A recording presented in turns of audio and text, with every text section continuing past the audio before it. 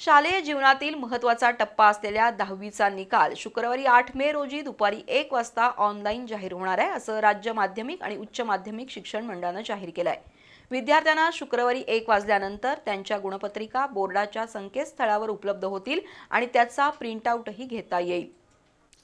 शैक्षणिक करिअरची दिशा ठरवणाऱ्या 10वीच्या परीक्षेचा निकाल शुक्रवारी 8 मे रोजी जाहीर होणार आहे। याबाबतची घोषणा राज्य माध्यमिक आणि उच्च माध्यमिक शिक्षण मंडळानं आज केली। शुक्रवारी दुपारी 1 वाजता ऑनलाईन निकाल जाहीर केला जाणार आहे।